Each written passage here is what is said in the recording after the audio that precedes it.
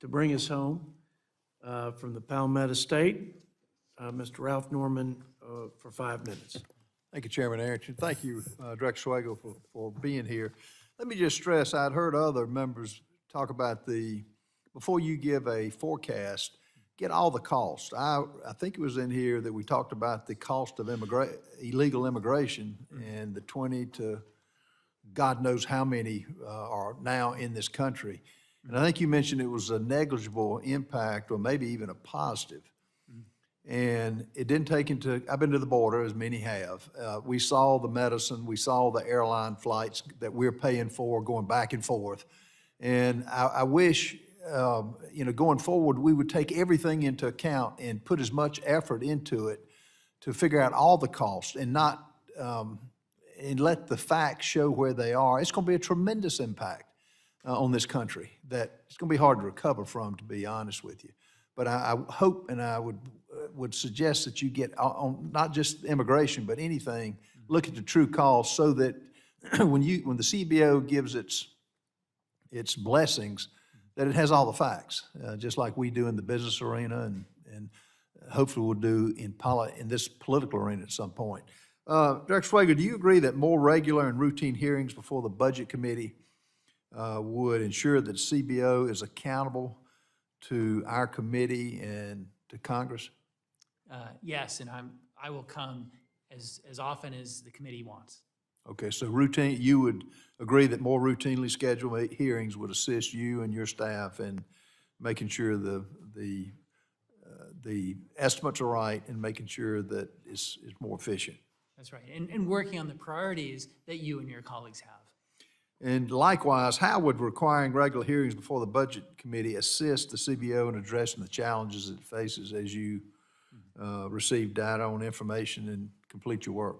Yeah, I mean, it would be the prioritization, hearing what's important to you, and then getting feedback. If you say, look, we're missing something, and as you said, our initial analysis did not have what's happening at the state and local level in the detail that you wanted, and it's something we're not there yet, but we're going back to work on it. So getting that feedback is very important. Yeah, and I just suggest to you, anything we do up here has direct result on the state. The state's created the federal government, not vice versa. So it has a direct impact.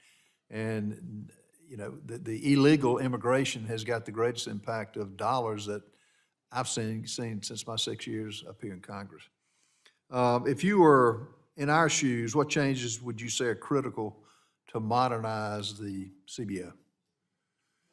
I mean, the regular feedback is number one, and getting your priorities, making sure we're working on your priorities, getting you the information you need when you need it, and just getting us that feedback and oversight. What's efficient and what's inefficient, in your opinion, as director?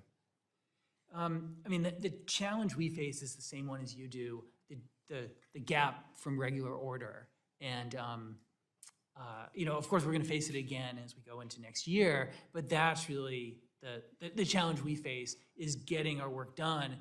In a sense, whatever legislation comes in 25, whether there's reconciliation or whatever comes, if the appropriations are still hanging out, then getting those done together is a challenge for us, as of course it is for the Congress as well. The last time CBO released 3 baselines in 1 year was in 2019.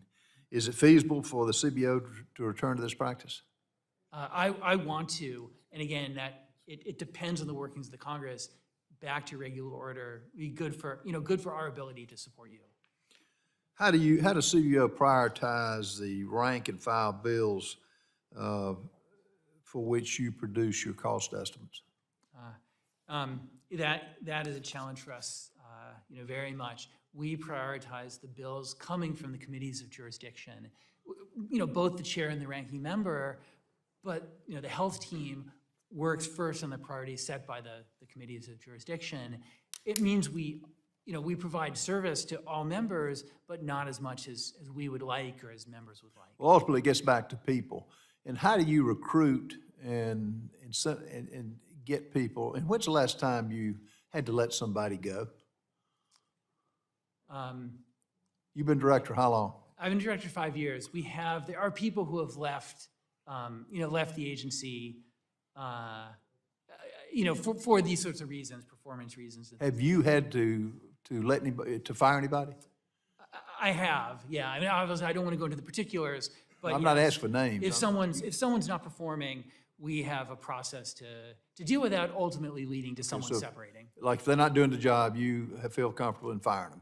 I do, and I have, yes. Okay, all right, thank you for appearing. Thank you. I thank the gentleman from South Carolina